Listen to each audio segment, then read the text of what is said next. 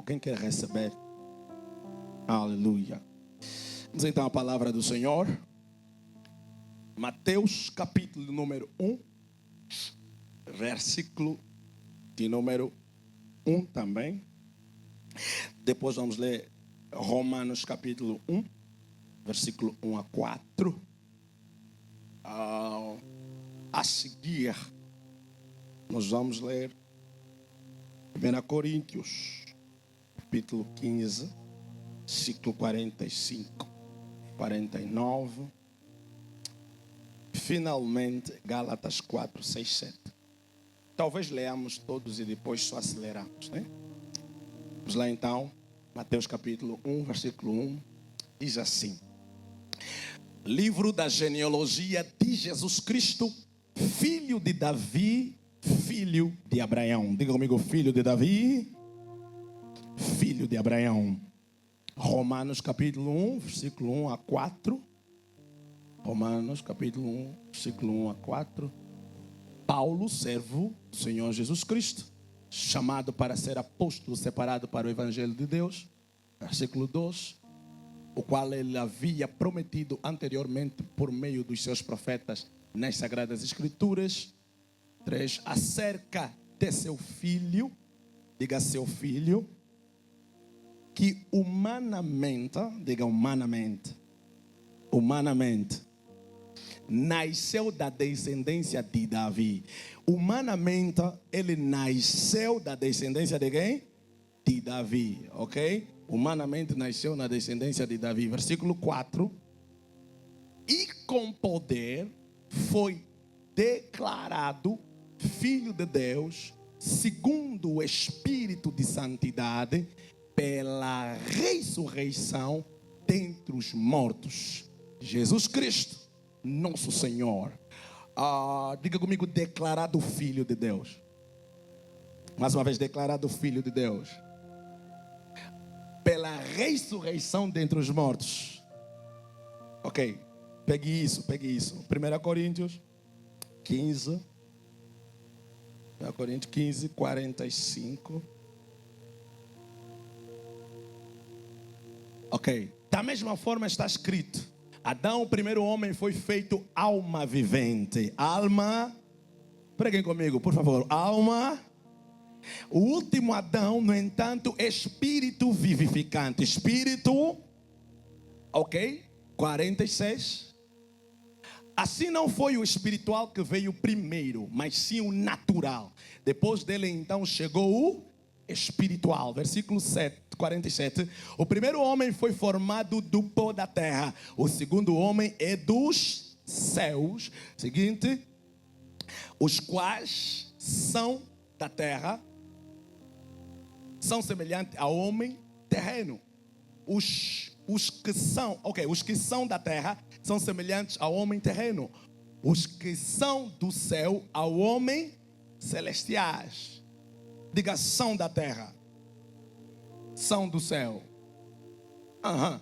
Os que são da terra são semelhantes ao homem terreno, e os que são dos céus ao homem celestial. 49. Assim como obtivemos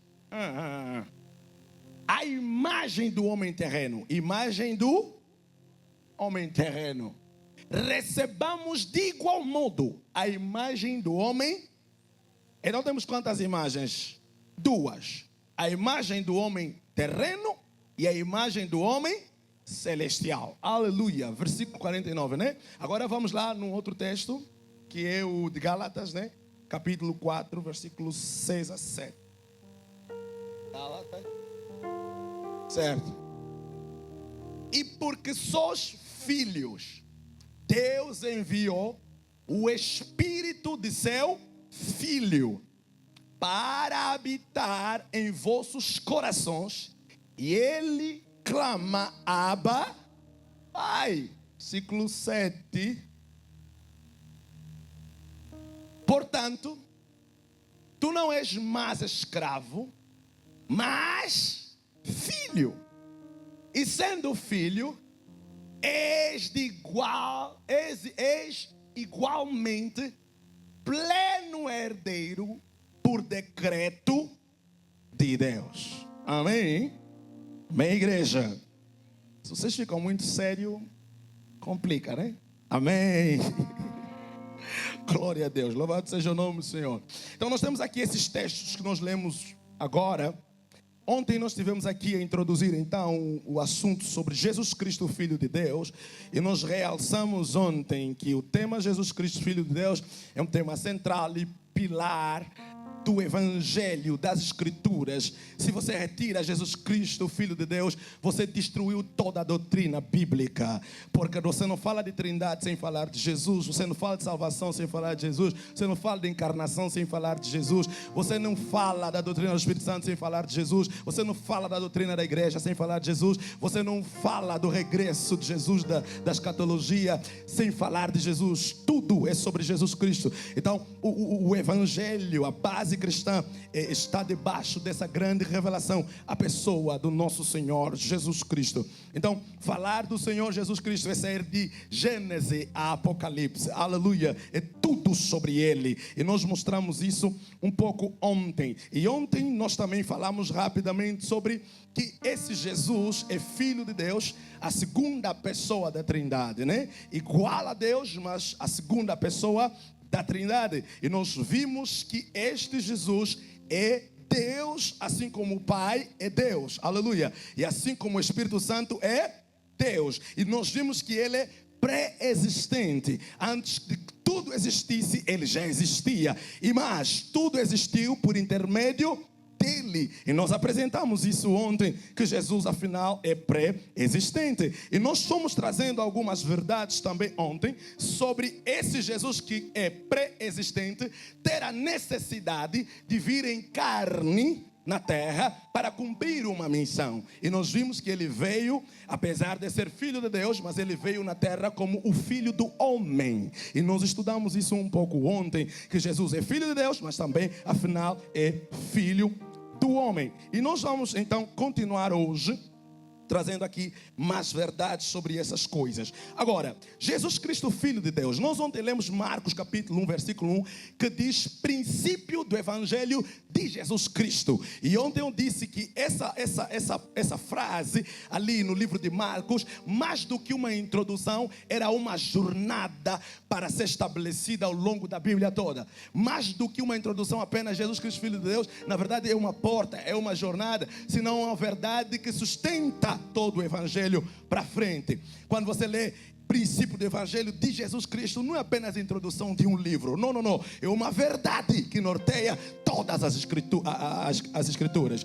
E entendendo isso, nós vamos ver que o mesmo vai acontecer de alguma forma aqui no livro de Mateus capítulo 1. E a Bíblia vai dizer a genealogia, ok? Pode colocar, está lá, né? Livro da genealogia de Jesus Cristo, filho de Davi, filho de Abraão. Se ali era o princípio do Evangelho de Jesus Cristo, aqui é a genealogia de Jesus Cristo, filho de Davi, filho de Abraão. E em João, no princípio era o verbo, e o verbo estava com Deus, e o verbo era Deus. E Lucas vai fazer um tratado de tudo quanto Jesus fez enquanto esteve na terra. Essa é a introdução do livro de Lucas. Então nós temos aqui os 4 evangelhos logo de início apresentarem a pessoa de Jesus Cristo, aleluia. E agora aqui em Marcos, ou melhor em Mateus, nos chama a atenção algumas coisas que eu quero aqui avançar com vocês. Vejam o que é interessante. A Bíblia está a dizer, livro da genealogia de Jesus Cristo, filho de Davi, filho de Abraão. Se nós estamos a dizer, e ontem nós falamos, que Jesus é a segunda pessoa da Trindade, é o Filho de Deus, coexistente, em união com o Pai, sem confusão, sem divisão nenhuma. Nós falando isso, que Ele é o Filho de Deus, olhando para as Escrituras, estamos a ver aqui que Mateus está a dizer que Ele também, afinal, é filho de Abraão, que afinal também é filho de Davi. Agora, qual é a diferença que há entre Ele ser o Filho de Deus e Ele ser o filho de Abraão? E ele ser o filho de Davi? E qual a diferença entre ele ser o filho do homem? Existem afinal, Jesus afinal é filho de quantas pessoas? É filho de Deus? É filho de Abraão? É filho de Davi? É filho do homem? Então sobre isso eu quero começar a explicar pelo menos Mateus capítulo 1, versículo 1. Mas o interessante é que se você é estudioso das Escrituras, você vai entender que tem alguma coisa que não bate certo aqui. Jesus Cristo, filho de Davi, filho de Abraão. Isso não está na sequência correta. Porque Davi não vem antes de Abraão. Abraão é que vem antes de Davi. Então, correto, se for para respeitar a cronologia, seria Jesus Cristo, filho de Abraão, filho de quem? De Davi. Só que eu costumo dizer, incansáveis vezes, que a Bíblia não é um livro apenas de narração. A Bíblia não é um livro histórico. A Bíblia é um livro mais do que histórico, é um livro de vida. Jesus disse: as palavras que eu vos digo são espírito e vida. Então o enquadramento das escrituras precisa ser feito visualizando a comunicação da vida de Deus em nossas vidas. E as coisas na Bíblia foram colocadas dessa maneira. Por isso é que algumas pessoas, lendo as escrituras na carne, elas dizem que a Bíblia se contradiz. Não, ela não se contradiz. Você precisa de iluminação, você precisa de revelação para perceber a profundidade das escrituras. E num versículo, talvez na nossa cabeça simples como esse, está escondido verdades profundas da palavra de Deus. Agora veja, se a ordem não está correta naquilo que é lógico ou naquilo que é cronológico nos acontecimentos das coisas, qual é a revelação que está por detrás? Deixa eu começar a explicar. Quando a Bíblia está a dizer Jesus filho de Davi, eu vos pergunto rapidamente assim: quem é filho de Davi nas escrituras? Salomão. Quem é filho de Davi nas escrituras? Salomão. Filho de Davi nas escrituras é Salomão. Vamos olhar para os feitos que Salomão fez como filho de Davi. Uma das coisas que ele faz, ele constrói o quê? O templo. A outra coisa que ele faz, ele fala palavras de quê? De sabedoria. Constrói o templo e fala palavras de quê? De sabedoria. Agora, na Bíblia, quem é o filho de Abraão? Isaac. Quais são as coisas que Isaac fez? Isaac, ele é levado até o altar. A Bíblia vai dizer figuradamente que ele morre e faz o quê? E ressuscita. Quando Abraão colocou Isaac no altar e tirou, as escrituras entendem isso, que havia lhe matado e ele tinha ressuscitado, figurando o que ia acontecer com Jesus. Aleluia. Então o Isaac é filho de Abraão, que morreu e quê? E ressuscitou. Outra coisa que Isaac fez: Isaac teve uma mulher, Rebeca, não é verdade? E você vai ver que Isaac, tendo uma mulher, Rebeca, é o tipo mais perfeito de Cristo entre os 3 patriarcas. Porque Abraão teve várias mulheres, Jacó também, mas Isaac é o único que só teve Rebeca. É um tipo específico de Cristo e a igreja. Outra coisa que Isaac faz é que Isaac é herdeiro. Isaac é o quê? Herdeiro. Isaac é herdeiro. Vamos lá agora. Salomão constrói o templo. Salomão declara palavras de sabedoria. Salomão também é entendido como o quê? Paz. No reino dele se estabeleceu paz. 3 coisas acontecem com Salomão: paz, constrói o templo e fala palavras de sabedoria. 3 coisas acontecem com Isaac: morre e ressuscita. Outra coisa é o herdeiro. E a segunda coisa é o herdeiro e só tem uma mulher, não é isso? Agora vamos analisar isto. Se nós colocamos o que esses filhos fizeram na sequência correta, você vai perceber alguma coisa. Deixa eu lhe dizer algo. Entre Jesus arranjar uma mulher e Jesus morrer, o que aconteceu primeiro? Jesus precisava primeiro morrer e depois fazer o quê? Ter a mulher, não é isso? Jesus precisava primeiro o quê? Morrer e depois ter a mulher, ok? Jesus morre e depois tem a mulher. Ou precisa morrer para ter a mulher. Outra coisa, entre a construção do templo em Salomão e falar a palavras de sabedoria, o que ele faz primeiro? Não percebi? Palavras de sabedoria e depois constrói o templo. Vê o que acontece.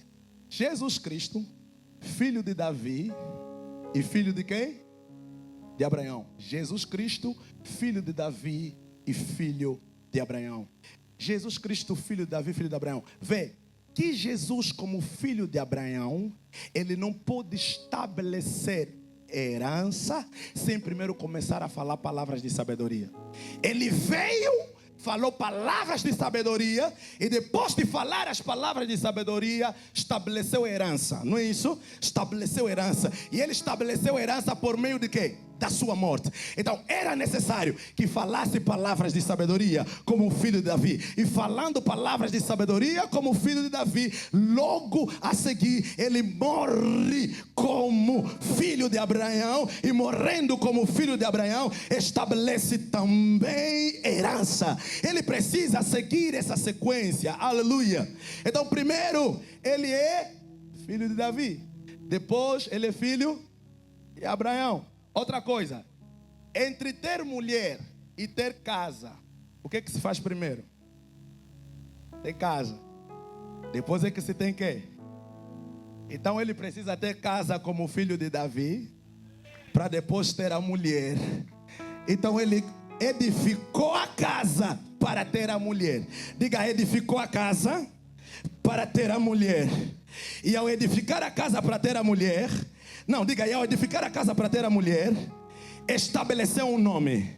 E ao estabelecer esse nome, associou a mulher a esse nome. Se você não está entendendo, eu já cheguei no livro de Gênesis, já cheguei na vida de José. A Bíblia está dizendo que José no Egito, depois dele estabelecer-se a reinar, oh, aleluia, a Bíblia está dizendo que Faraó lhe deu um nome, lhe chamou de Zapnat Paneia. Zapnat Paneia significa dono do mundo, sustentador da vida. E a seguir a Bíblia diz que lhe deu uma mulher, aleluia. Então José recebeu o nome por causa da mulher que lhe deram, e a mulher por causa do nome. Então Jesus fez isso. Ele estabelece uma casa e consegue uma mulher e pega no seu nome e associa essa mulher. Por isso Jesus, tão inteligente, disse: tudo que pedires ao Pai em meu nome vos será dado. Ou seja, eu já vos estabeleci como casa, já vos estabeleci como a minha noiva, e agora vos dou o meu nome e vocês podem usar. Então Jesus Cristo, filho de Davi, filho de Abraão. Alguém celebra fortemente o nome do Senhor Jesus Cristo? E Jesus Cristo, filho de Davi e filho de Abraão. Agora, amados, olhando para isso, você vai entender que nós lemos o livro de Romanos. Pode colocar Romanos, por favor? Pode colocar Romanos, capítulo 1, versículo 4. Pode parar já no 4, Romanos 1, 4. Nós falamos ontem que era necessário que Jesus viesse em carne. A Bíblia diz que o verbo se fez carne e habitou entre nós. Ontem eu expliquei que no livro de Gênesis Deus está a tratar com indivíduos, não é isso? E no livro de Êxodo Deus começa a tratar com um povo, não é isso? E eu expliquei também que Jesus no Novo Testamento vem apenas como um único homem, ele sozinho.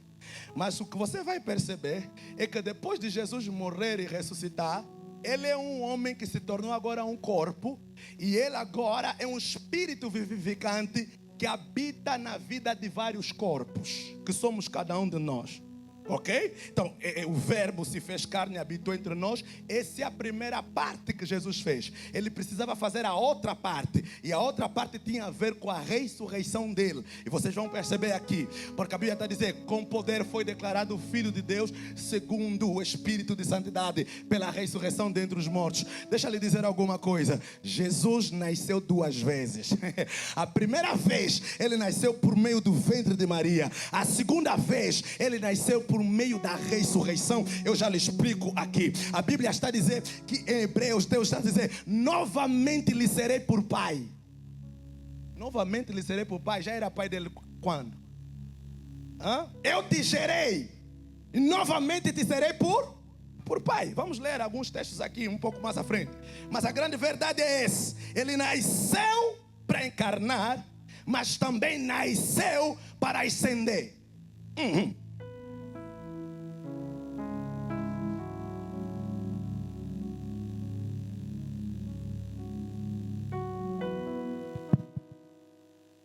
Nasceu para encarnar e nasceu para ascender. Então, entenda bem isso comigo. Olhando para a palavra de Deus, nós vamos começar a perceber alguma coisa. Quero que leamos juntos, né, alguns textos mais, ok? Me coloca João 1, 14, vocês já conhecem. Me coloca João capítulo 1, versículo 18. Diga, ele é o unigênito que precisava se tornar primogênito. Ok, João 1, 18. Ninguém jamais viu o filho unigênito que está no seio do Pai é quem o... Então, o unigênito é que revelou o Pai. Diga unigênito. Mais uma vez, unigênito. João capítulo 3, versículo 16, né? Vocês também conhecem bem esse texto, então eu vou pular para o 18. Capítulo 3, versículo 18, mas depois eu vou voltar ali. Versículo 18. Quem nele crê não é condenado, mas quem não crê já está condenado, porque não acreditou no nome do Filho unigênito. Unigênito. 1 João 4,9. 1 João 4,9. 1 João 4,9. Foi deste modo que se manifestou o amor de Deus para conosco, em haver Deus enviado o seu Filho ao mundo para vivermos por intermédio. Nós vivemos por intermédio do Filho unigênito de quem? De Deus. Deus enviou o seu Filho unigênito para nós vivemos por seu intermédio. Capítulo 11 de Hebreus, versículo 17. Capítulo 11, versículo 17. Hebreus, capítulo 11, 17. Pela fé, Abraão, tendo em que Deus expôs a prova, ofereceu-lhe Isaque como sacrifício, aquele que havia recebido as promessas, que estava mesmo ao ponto de sacrificar seu... Os irmãos entenderam bem ali? A ponto de sacrificar seu unigênito. Autores aos Hebreus, explica bem. Como assim unigênito se Abraão, antes de ter Isaque, já tinha quem? Ismael. Como assim é unigênito se já tinha Ismael?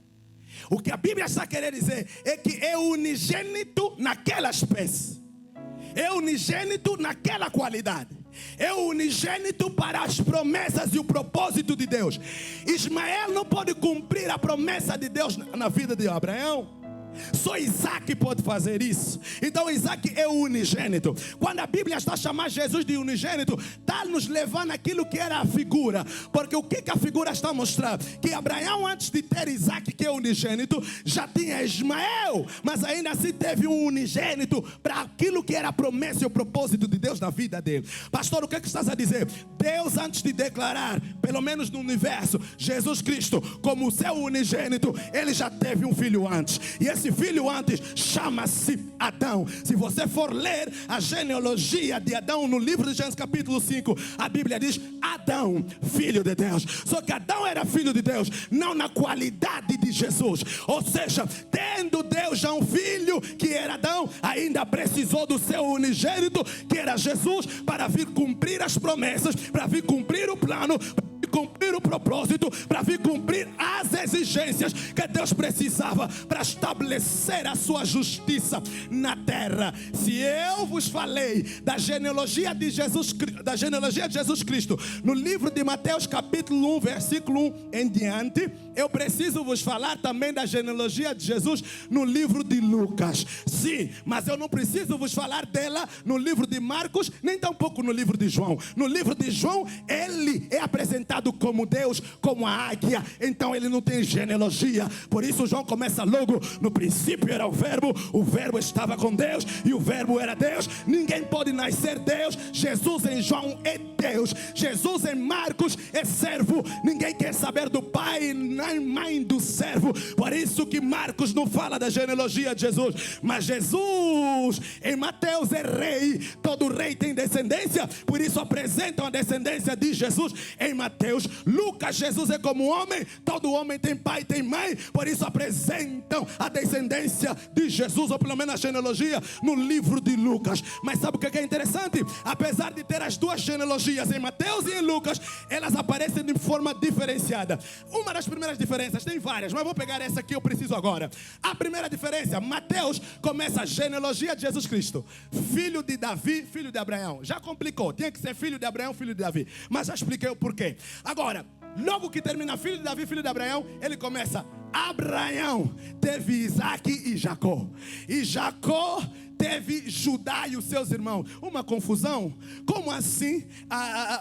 Filho de Davi, filho de Abraão, mas depois inverte. Abraão teve Isaac, Isaac e Jacó, e depois logo a seguir Jacó teve Judá. Em vez de Jacó ter primeiro o primeiro filho dele é o Rubem. Não tem. Ele tem Judá, pula para Judá. A própria genealogia já está a nos explicar o que estava a acontecer por trás, o que Deus estava a desenhar. Eu podia fluir aí na genealogia, mas esse não é o objetivo. O meu objetivo é só te mostrar que em Mateus as coisas começaram em quem? Em Abraão. Em Lucas as coisas começam em Jesus e começa a recuar e chega até Adão.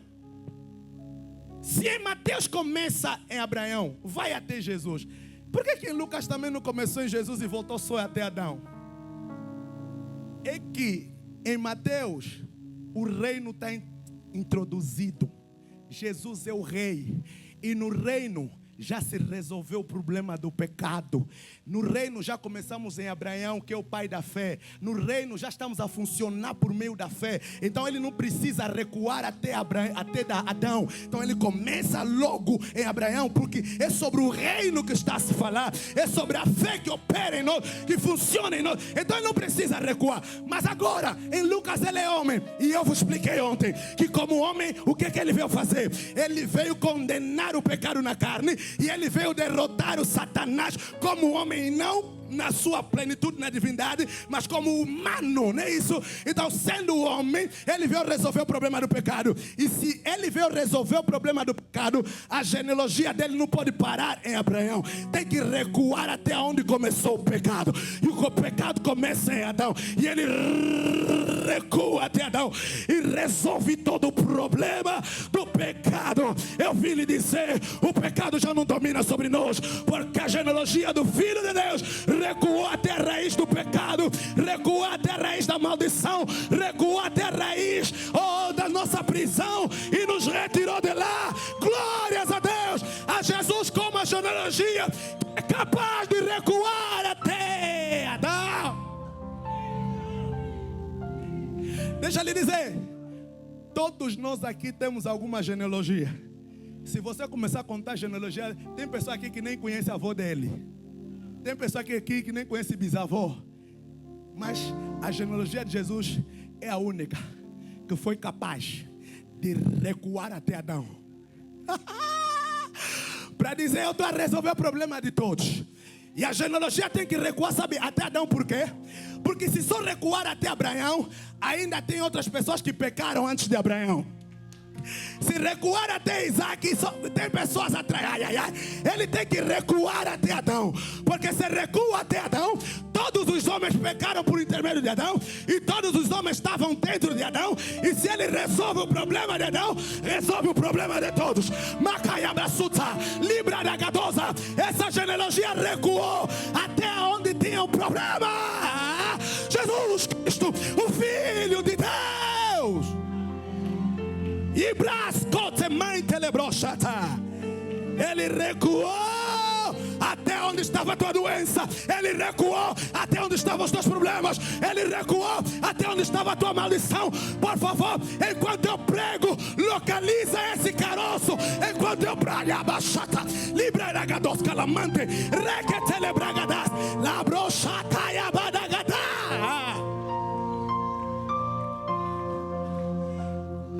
Não, maldição familiar. Qual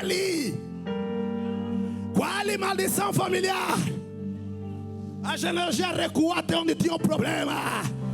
Zabrai choparia da gadas. Ei! Alguém pode aplaudir o nome de Jesus?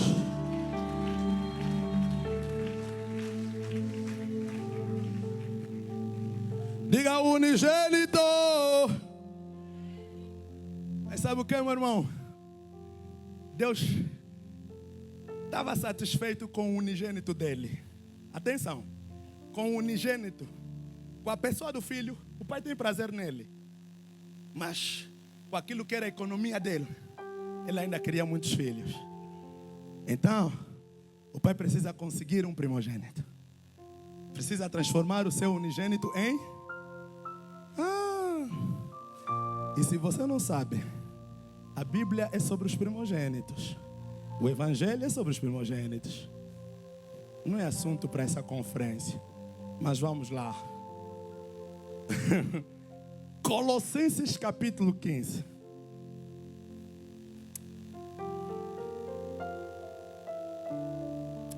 Vou mesmo para Colossenses? É que o Maurício está me combater com o tempo, né? Yeah. Se eu acabar rápido, a culpa é do Maurício.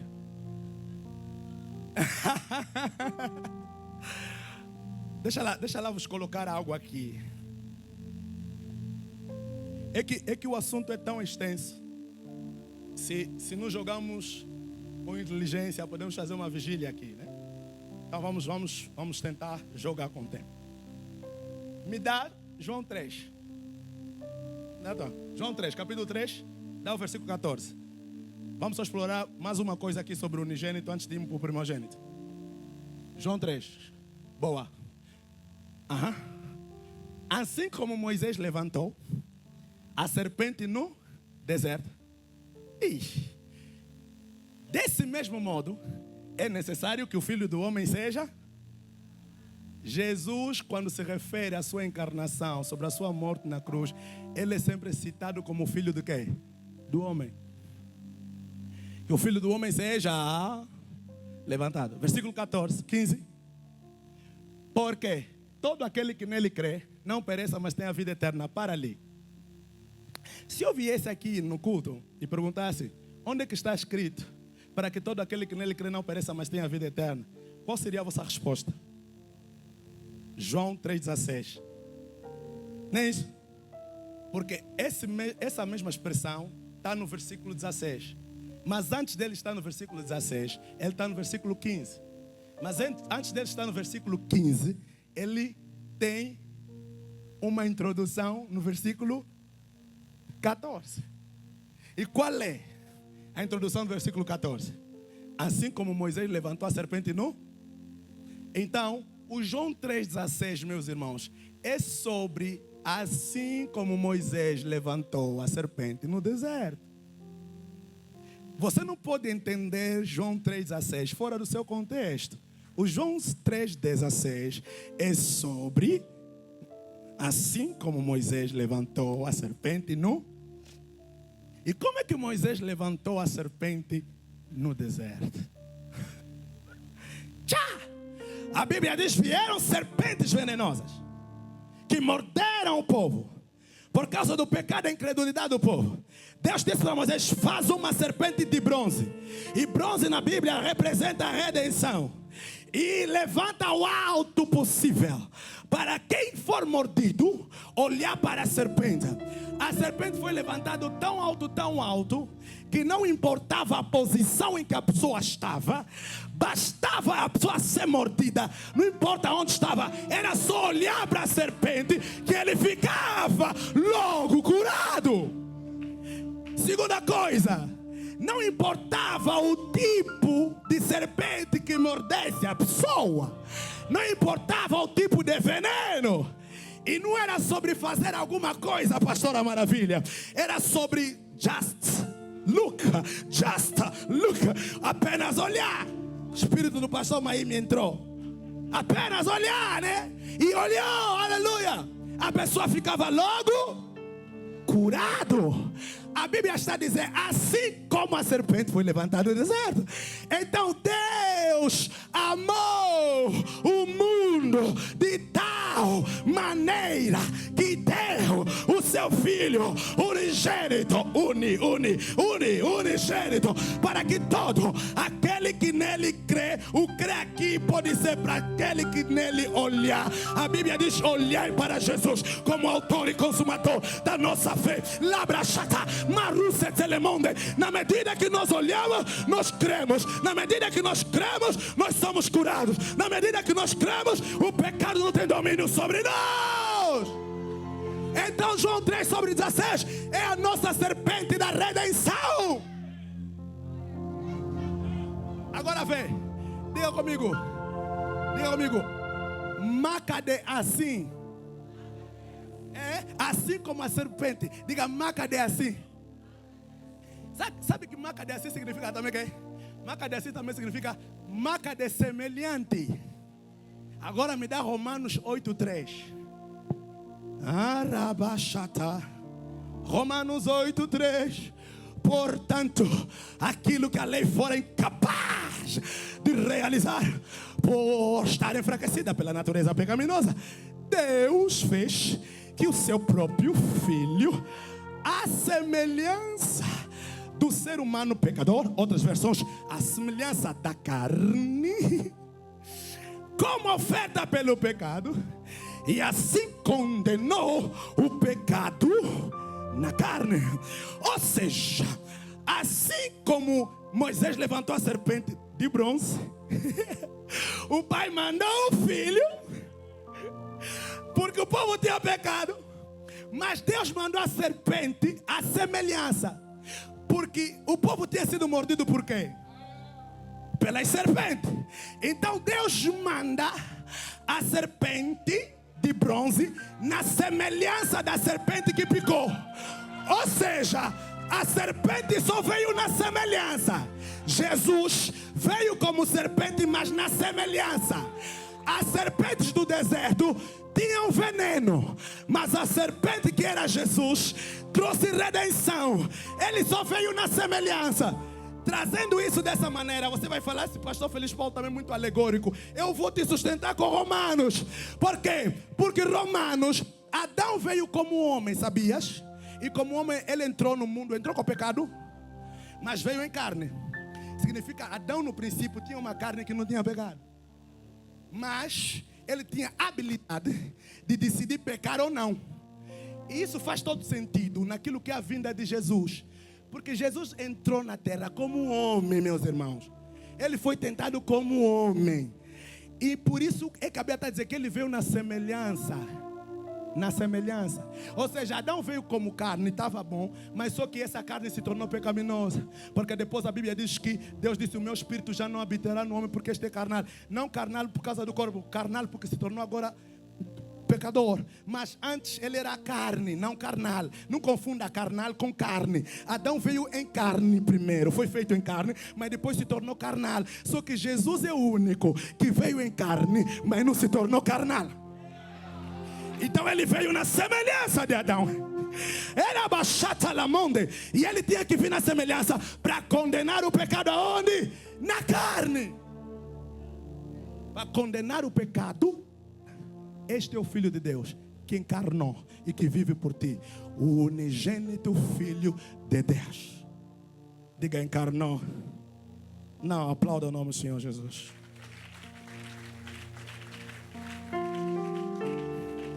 Ei, este é o unigênito Filho.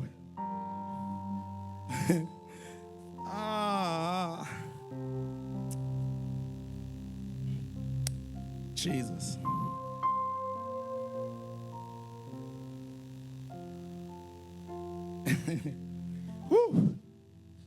Diga, um corpo me preparaste.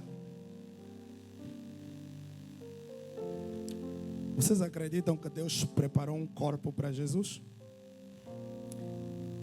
Mateus capítulo 10. Hebreus capítulo 10. Hebreus capítulo 10, versículo 4.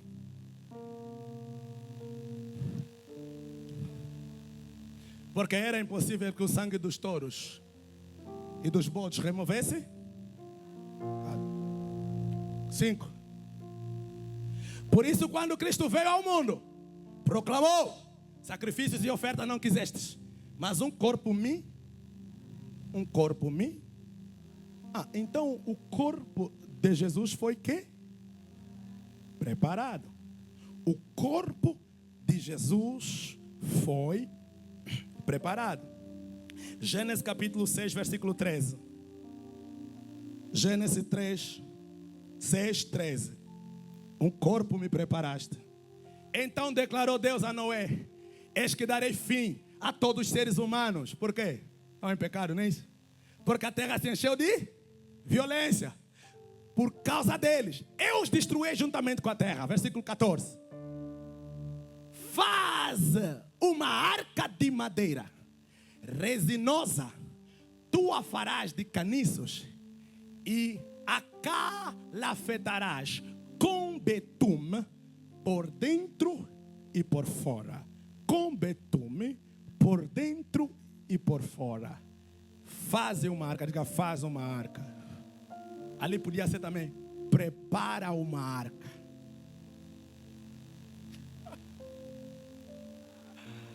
Eu disse que o corpo de Jesus foi quê? Preparado. Mas a minha pergunta é: preparado para quê? Para lidar com a missão. Ninguém prepara nada sem um objetivo. Então o corpo de Jesus foi preparado com algum objetivo. E para você entender qual é o objetivo pela qual foi preparado o corpo de Jesus, você tem que entender que Jesus é a arca de Noé. E Noé preparou a arca. E sabe por que a arca foi preparada? A arca foi preparada de tal maneira que ela sobrevivesse ao dilúvio. E se você só tem a ideia da escola dominical, eu vim te dizer que o dilúvio significa o juízo de Deus. Ou seja, a arca foi tão preparada que ainda que choveu durante 40 dias e 40 noites, não era capaz de entrar nem sequer um pingo de água dentro da arca, porque a arca foi preparada. A Bíblia diz que a terra toda se encheu de água, mas a arca de Noé prevaleceu sobre as águas. Prevaleceu sobre as águas. Eu conheço uma arca que prevaleceu sobre o pecado, que prevaleceu diante do juízo de Deus, que prevaleceu diante da maldição, que prevaleceu diante do pecado. Essa arca prevaleceu. Sabe por que prevaleceu? Me preparaste um corpo. Mano, Jesus não veio à toa. A Bíblia diz: apesar de passar no ventre de Maria, concebeu pelo Espírito. O corpo de Jesus é um corpo preparado para suportar o juízo de Deus.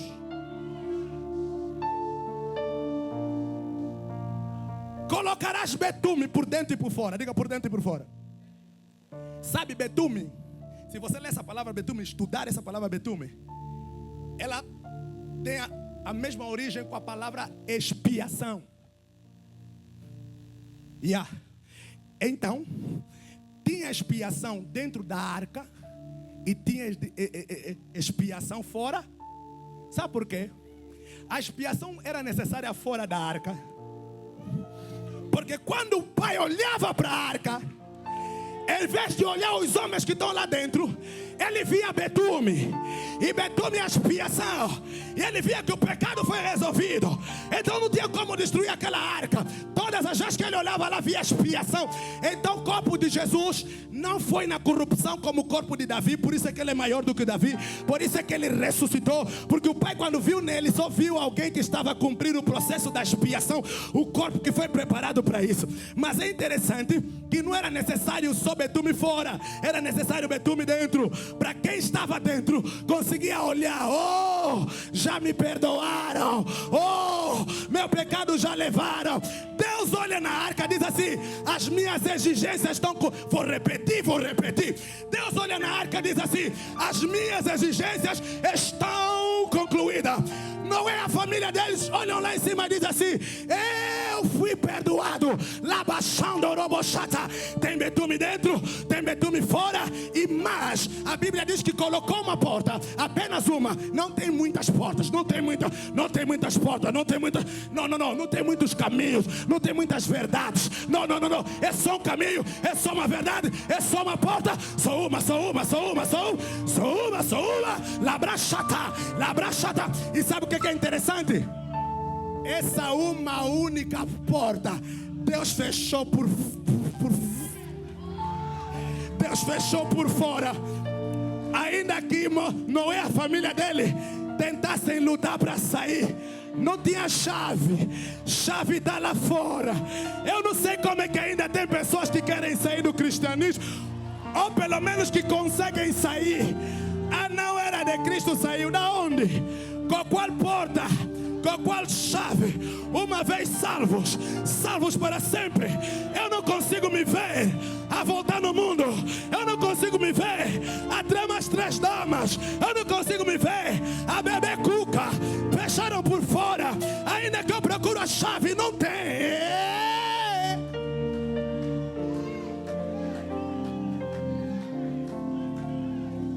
Um corpo me prepara. A Bíblia diz que fizeram também uma janela. Mas sabe qual é a necessidade da janela? Na janela não se sai. Na janela pode se espertar.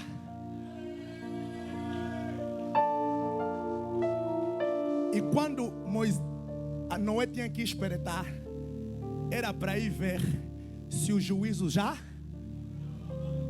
E além de ver se o juízo já acabou, era para ver como é que os que estão lá fora morreram mal. Por isso, meu irmão, apesar de nós estarmos em Cristo, salvos para sempre, estamos nesse mundo. Por isso é que às vezes vimos algumas janelas por ali, mas são janelas, não são portas. Por isso é que posso subir no táxi, posso ver uma mulher mal vestida, não é porta, é janela. É só para eu ver o quanto eu estaria mal se estivesse fora da arca. Mas como estou dentro da arca, é só para ver como é que eles se ficam drogados. É só para ver como mulheres bonitas morrem na droga, morrem na prostituição. Sai ali na rua, vais ver como é que é. Deixa lhe dizer, lá fora é janela, aqui é dentro da arca. E a janela é só para você ver como é que eles estão muito mal e que eles precisam do teu auxílio para lhes trazer para dentro. E sabe o que essa arca foi mais capaz de suportar, Maurício? Dentro dessa arca entraram animais puros e animais. Não se entra na arca, pastor Júnior, sobre fazer ou deixar de fazer. É sobre aceitar, crer, olhar. Apenas estamos olhando, apenas estamos crendo. Crer somente, crer. Que Jesus é o Filho de Deus. Um corpo me darastes. Aleluia. Alguém pode aplaudir fortemente? Aplauda o nome do Senhor Jesus. E vocês sabem onde é que essa arca foi parar? Quando o dilúvio acabou? Sabem? Alguém sabe? O Mevdi sabe, né? A arca foi parar no monte de Ararat. O monte mais... Deixa eu te dizer. O monte Everest não é o monte mais alto. Os montes que eu vi, conheço de Benguela, não são os mais altos. Nem tampouco o Ararat é o mais alto. Porque o Ararat é símbolo do mais alto. Mas nós falamos que mandaram fazer a serpente para colocar numa haste, no lugar alto. Shadabronde, elevo meus olhos para os montes, de onde me virá meu socorro? Eu olho no monte. Na verdade, olhar no monte, olhar para a cruz, porque ele lá onde veio o verdadeiro socorro. O meu socorro vem do Senhor que fez os seus e... Agora, ontem vos expliquei que Ele é pré-existente e que Ele é Criador. Quem fez os céus e a terra? Então o socorro vem de quem? Então elevamos os olhos no monte ou nele? Tem alguém precisando de socorro aqui? Tem alguém precisando de uma intervenção divina aqui? Tem alguém precisando de uma solução rápida? Deus te visita em Cristo Jesus. Deus te traga a resposta em Cristo Jesus. Diga ao monte mais alto. Não tenho tempo para colocar o texto, mas a Bíblia diz que a arca foi parar lá no 17º dia. É assim que diz, né? Dia 17. No 17º dia do primeiro mês. Do primeiro mês? Em Hebreus, Deus foi falar para o povo assim, para Moisés: este mês vos será dos primeiros meses. Ou seja, o mês 7, Deus transformou no primeiro. E disse assim: no primeiro dia aqui, desse primeiro mês, e na verdade também o 7º mês, no dia 10, vocês vão agarrar o cordeiro, Êxodo 12, e vão guardar durante quantos dias? 4 dias. E depois de guardarem durante 4 dias, ele vai ser quê? Sacrificado. Então, o cordeiro era sacrificado no 14º, ou seja, dia 14. A arca foi parar no monte Ararat no dia 17. A arca, nós falamos quem é? Jesus. Que recebeu o quê? O juízo de quem? De Deus. Mas depois de receber o juízo de Deus na cruz, ele morreu, não morreu? Ficou quantos dias? E depois fez o quê? Então, se a arca recebe o juízo, nem isso? Que é a morte também, carregou a morte, tem que ter representação da onde que ele ressuscitou. A ressurreição da arca é o simbolismo da arca que para no Monte Ararat no dia 17 do primeiro mês. E isso faz sentido quando você junta a Gênesis, que fala dessa história, e com Êxodo 12. Por quê? Porque o Cordeiro e a Páscoa, que é Jesus, que precisa ser pego no dia quê? No dia 10. Ele é pego no dia 10. Nós falamos ontem que Jesus é como o Cordeiro, entrou no Rio Jordão para lhe lavar. Não era por causa do pecado, porque o sacrifício antes de ir na cruz era lavado. Depois é que vai ser crucificado. Por isso é que Jesus disse: vamos cumprir a lei. A lei é fazer as coisas como andavam a fazer lá no tabernáculo. Eu sou cordeiro, me lava primeiro, depois é que eu vou para o sacrifício. E só vai para o sacrifício se não ter defeito nenhum. Por isso é que ele ficava, o cordeiro ficava 4 dias para analisar. Se você estudar, Jesus foi preso, mas ele passou por 4 poderes. E dentro desses 4 poderes, um deles disse assim: o analisei demoradamente e não achei falha nenhuma. Oh, como assim você analisou demoradamente e não viu falha nenhuma? Em vez de lhe soltar, lhe crucificou. É que ele só estava fazendo o processo de analisar se tem falha ou não. E como não tem falha, a lei diz, a regra é, o cordeiro como não tem falha é que morre. Que tem falha é que dispensam. Por isso é que Barrabás que tem falha, lhe dispensaram. O cordeiro que não tem falha é que tem que entregar. Então você não está entendendo. Na verdade o que está acontecendo aqui é: no dia 10 Jesus foi pego como cordeiro. Não é isso? Dia 10 foi pego. Passaram 4 dias de análise. Depois de ser bem analisado, deram conta que não tinha falha, crucificaram. Depois de crucificar, passou 3 dias, ressuscitou. E a ressurreição é a arca que recebeu o juízo e que foi parar no Monte Ararat. Deixa eu te dizer, nós fazemos parte do primeiro mês, que era o 7º mês. 7º mês que torna primeiro mês. Ou seja, 7 também simboliza fim de uma estação. Princípio de uma estação. Quando Jesus morreu e ressuscitou, abriu a nova aliança, abriu a nova estação. Se até agora isso também não faz sentido para ti, vou voltar na arca. Quando Noé saiu da arca, que tipo de mundo ele encontrou? Um mundo novo. Depois da morte, E depois da ressurreição, o que tem é vida nova em Cristo Jesus. Por isso é que quando Noé sai da arca, ele encontrou, já não tem pecadores, já não tem pecado, já está tudo resolvido. Por isso é que aquele que está em Cristo, nova criatura é. As coisas velhas já passaram, eis que tudo novo se fez. Em Cristo Jesus, eu sou uma nova criatura. Eu estive na arca para se proteger do juízo. Agora eu estou no novo mundo para andar como ele andou, para viver como ele viveu, para manifestar o Espírito dele que o Pai enviou no meu coração, que clama: Abba, Pai. Por isso Deus disse para Moisés: fala para Faraó deixar o meu povo para ir me celebrar uma festa no deserto. A caminho de quantos dias? 3 dias. Abraão está a levar Isaac distante. A caminho de 3 dias, disse para os servos: vocês ficam, eu e o menino, no lugar da adoração. Os escravos não vão, só vão os filhos da adoção. Adoração é coisa de filhos. E adoração só é possível em espírito e em verdade. Por isso é que eu vos li Gálatas. Ele enviou o espírito do seu filho que clama: Abba, Pai. Por isso nós somos os verdadeiros adoradores, porque adoramos em espírito porque enviou o seu espírito em nós. Adoramos em verdade porque ele é a verdade que nós vivemos e manifestamos em qualquer lugar que nós vamos. Deixa eu te dizer, nós caminhamos a caminho de 3 dias.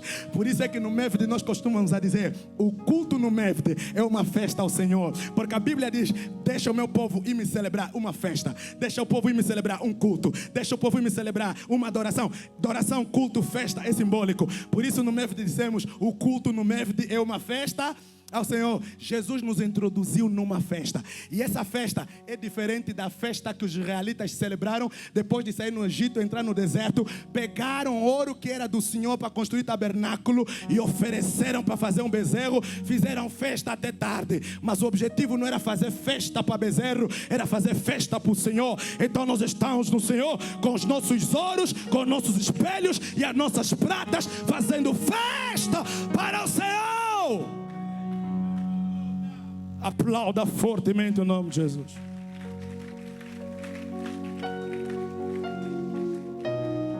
Agora eu preciso terminar. Nem consegui falar muito mais sobre o primogênito. Mas na verdade,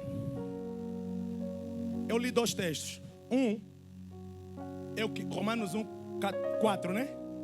Que ele foi que declarado filho. Declarado, diga declarado.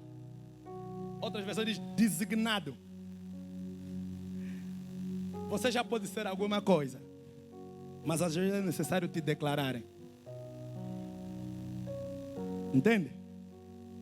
Ele é filho de Deus, coexistente com o Pai, mas entrando para a encarnação, precisava o lado homem ser aperfeiçoado. E existem muitos textos aí em Hebreus que falam disso, que ele como homem precisava ser aperfeiçoado. A Bíblia diz que ele aprendeu a obedecer. Aleluia. E agora vê, a Bíblia diz que o primeiro era uma alma que? Vivente. O último é um espírito. Eu vos disse que Gênesis começa com individualidade, Êxodo começa com o povo. Agora Jesus é um indivíduo nos 4 evangelhos, mas ele precisa constituir um povo. O Jesus que estava na Galileia não conseguia estar em outros lugares, mas agora ele precisava morrer e se tornar um espírito que? Vivificante. E sendo um espírito vivificante, ele pode estar agora em todos os lugares. Ele agora é o verdadeiro Emmanuel, Deus conosco. Se você entender o livro de Mateus, a Bíblia começa apresentando Jesus e diz também que ele será chamado que que significa Deus com. E como é que o livro de Mateus termina? Termina também com Jesus dizendo: eu estarei convosco até a consumação dos séculos. Se Emmanuel é Deus conosco, porque ele estava terrenamente aqui conosco, não é isso? João diz que nós tocamos nele, tal. Agora, como é que ele estaria conosco até a consumação dos séculos? De que maneira? Ele tinha que estar sendo um espírito que? Vivificante. Por isso é que ele diz: eu vou para o Pai, mas eu enviarei outro. Então ele veio na pessoa do seu Espírito. Na verdade, o que você precisa entender, dentro de ti está a Trindade. O Pai está lá, o Filho está lá, o Espírito também está lá, dentro de você. Mas isso só seria possível Jesus ter que ressuscitar e se tornar um Espírito que vivificante. A Bíblia diz que ele precisava fazer, tem aqui muitos textos que podíamos ler, mas ele precisava se tornar uma redenção para ter muitos irmãos. Não é verdade? Muitos irmãos. Ontem eu falei com vocês sobre Deus e Pai do nosso Senhor Jesus Cristo. Falei disso ontem? Não falei. Vamos encerrar com isso. Muitos textos falam disso. 1 Coríntios capítulo 1, versículo 3. Acho que Efésios 1, 3. 1 João também, acho que é 1, 3. 1 Pedro 1, 3.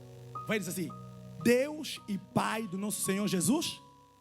Eu vos disse ontem, não sei se vos disse ontem, mas a Bíblia mostra que Jesus, como homem, ele tinha Deus e ele tinha quem?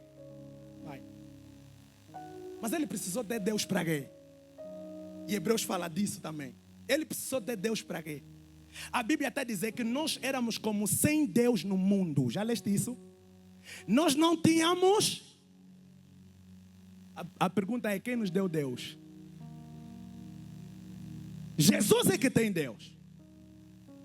Você não tem Deus. Jesus tem Deus. E Jesus te deu o Deus dele. E se eu estou a dizer que Jesus tem Deus, está a te escandalizar. Você lê na Bíblia, ele sozinho a falar que ele tem Deus.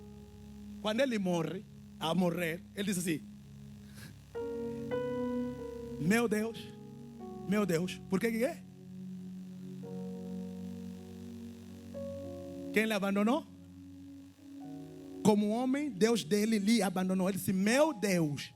Se isso não é suficiente, quando ele ressuscitou, ele disse: não me tocas. Eu agora vou para um Pai que é vosso Pai. Meu Deus. Nós éramos como sem Deus no mundo. Jesus tinha que se fazer como homem, como filho de Deus. Ele é pré-existente com o Pai, mas como filho do homem, ele tem que vencer Satanás e o pecado na carne, e nessa posição ele tem o seu Deus, e ele pegou nesse seu Deus e me entregou e te entregou. Jesus é o Deus verdadeiro e o homem genuíno. Jesus é o Deus verdadeiro e o homem genuíno. O homem genuíno que pode nos oferecer Deus e pode nos oferecer Pai. E se nos oferecer o Pai, a Bíblia declara que ele enviou o Espírito do seu Filho. O Filho é dele e ele enviou o Espírito do Filho que clama Abba Pai. O que é que significa? Agora somos filhos como ele é.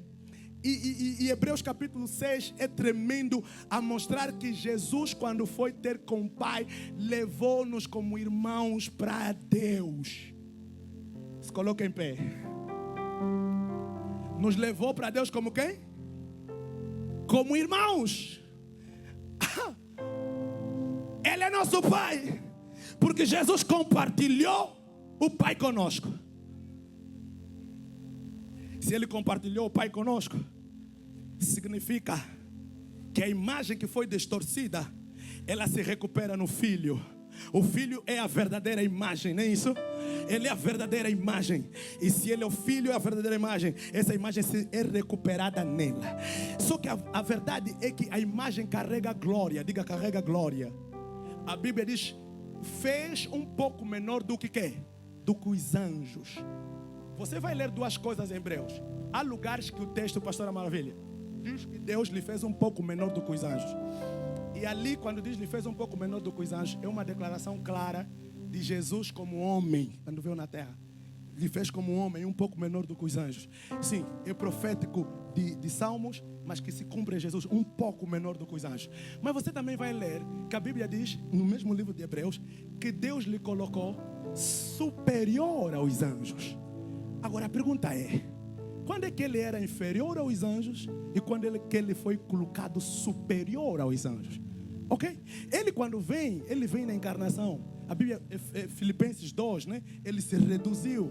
Eu falei ontem sobre vocês. Ele se desfez dos atributos incomunicáveis de Deus. Como homem, ele veio. Então, ele se tornou um pouco menor do que quê? Do que os anjos. Por isso é que os anjos vinham e o confortavam. Ele precisava do auxílio dos anjos para o confortar. Um pouco menor do que os anjos. Mas deixa eu lhe dizer, depois dele ter ressuscitado, ele ganhou um corpo glorioso. E depois de ganhar um corpo glorioso, o Pai lhe elevou de tal maneira. Por isso o texto vai mostrar que ele colocou acima dos anjos. E quando você vai ler Hebreus, você vai perceber que Deus lhe colocou, pastor Júnior, acima dos anjos. Deus lhe colocou acima de Moisés. Deus lhe colocou acima do templo. Deus lhe colocou acima do sacerdócio, que ele é o verdadeiro Melquisedeque. Então Deus lhe colocou acima. Então nós precisamos entender, o Jesus encarnado é um corpo preparado para cumprir um propósito. E depois de cumprir esse propósito, ele atinge a dimensão mais elevada daquilo que é o seu ser. Vê, a Bíblia está a dizer que nele habita corporeamente toda a plenitude de Deus. Mas nele habita corporeamente toda a plenitude quando depois de ter ressuscitado. Porque quando ele desceu, ele se desfez dos atributos incomunicáveis.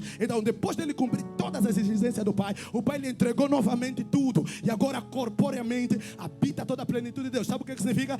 Jesus nesse momento, ele é 100% homem, 100% Deus. Ele é espírito e é carne. Se você ir no céu, a pessoa que você vai encontrar é Jesus. Você vai encontrar um homem, porque ele subiu no céu literalmente como um homem no céu, e ele virá literalmente como um homem no céu. Por isso que Daniel capítulo 7 vai falar sobre escatologia e vai falar sobre Jesus que virá como homem. Por quê? Porque ele subiu como homem, vai vir como homem. Quando você lê Daniel, você capítulo 3, você vê que há um homem andando entre as chamas, e a Bíblia diz que é chamado de, tem a aparência dos filhos de Deus. Mas quando você lê, pastor Júnior, no livro de Apocalipse, a Bíblia diz que também tem um homem não, tem alguém que está a andar entre as 7 igrejas. As 7 igrejas. Um homem andando entre as 7 igrejas.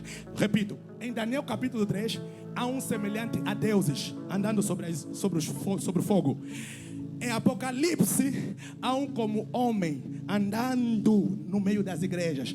Hoje, Jesus é o homem, 100% homem, 100% Deus, que anda sobre as igrejas. Em Daniel, ele não podia ser homem que anda sobre as igrejas, porque a igreja ainda não estava. Em Daniel, ele é filho de Deus, coexistente com o Pai, e ele anda como filho de Deus no meio do fogo. Mas em Apocalipse, ele já morreu, já ressuscitou, já subiu, já sentou ao lado do Pai, agora coordena as igrejas. Ele anda no meio das igrejas. Ele agora é um espírito vivificante que vive dentro do meio da sua própria igreja e coordena e arquiteta a igreja. A igreja tem um dono. Por isso a Bíblia diz que o Pai lhe colocou como cabeça. Como cabeça quando? Depois de ter ressuscitado, depois de carregar toda a plenitude. Mas a Bíblia declara que ele como aquele que é superior a tudo. A Bíblia vai dizer que um menino nasceu, um filho de Deus, o principado está sobre os seus ombros. Ele como cabeça pegou na autoridade e deu na sua igreja. Eu vos expliquei antes, ele deu um nome para a igreja. Ele recebeu um nome e partilhou um nome com a mulher que lhe deram.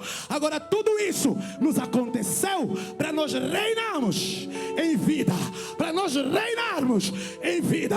Para nós reinarmos em vida. Diga, Jesus fez um trabalho completo. Diga, ele é pedra, ele é cordeiro. Diga, ele é pedra, ele é cordeiro e ele é leão. Quando você lê Apocalipse 4 e 5, você vai ficar meio que confuso. Quem é que está sentado no trono? Inicialmente João disse, virei e olhei e vi alguém como que uma pedra. Avançando, a Bíblia diz que João chorava muito. Não é isso? Porque não tinha ninguém que era digno de abrir. Alguém apareceu e lhe disse, eis ali o cordeiro. A Bíblia diz que quando João virou para ver o cordeiro, viu o quê? Sim, ele viu o leão. Eis ali o cordeiro de Deus que tira o pecado. Quando a Bíblia diz, eis ali o leão da tribo de Judá, é isso? Eis aí o leão da tribo de Judá. Quando ele voltou para olhar, viu que era um cordeiro. Eis aí o leão. Mas quando ele olha, em vez de ver leão, ele vê o quê? A minha pergunta é, no trono tem pedra, tem leão ou tem cordeiro? Tem os três. Sabe por que tem os três? Porque o cordeiro resolve o problema do pecado. O leão resolve o problema de Satanás. A pedra resolve o problema da edificação, que é a igreja. Jesus fez o trabalho completo. Ele é o cordeiro que tirou o nosso pecado. Ele é o leão que pisou Satanás. Porque quando Jesus estava a morrer na cruz, não só estava a resolver o problema do pecado e depois de ressuscitar levar muitos irmãos à glória, mas também estava a aniquilar Satanás. E é isso que aconteceu com Israel. Quando saíram do Egito, não deixaram só o Egito, chegaram no Mar Vermelho, Faraó também morreu e os seus cavaleiros. Não é só a saída, é a morte também dos cavaleiros e de Faraó. Não é só o nosso pecado que foi resolvido, também Satanás foi derrotado, porque Jesus é a semente da mulher que vai pisar a cabeça da serpente. E se isso é verdade, a Bíblia está a dizer: Jesus os dispôs publicamente,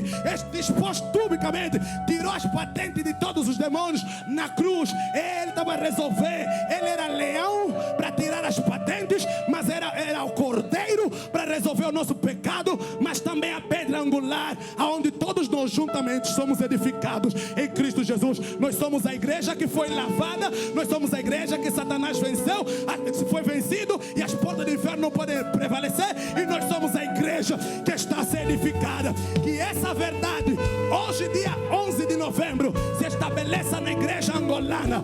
Uma igreja, vou repetir, que essa verdade se estabeleça na igreja angolana.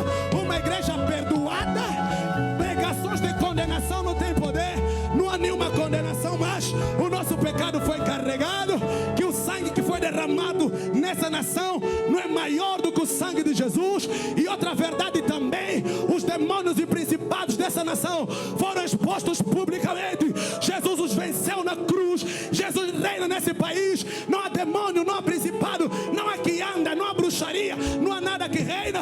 E a outra grande verdade é que nós temos uma pedra. A igreja em Angola está a ser edificada e as portas do inferno não podem prevalecer contra ela. O primeiro era espírito, oh aleluia, era uma alma vivente. O último é um espírito vivificante. Agora está dentro de vocês, está dentro de nós. Alguém pode manifestar Jesus? Não só que morreu, mas ressuscitou. Não só que morreu, mas ressuscitou. Adora o Senhor, adora, adora.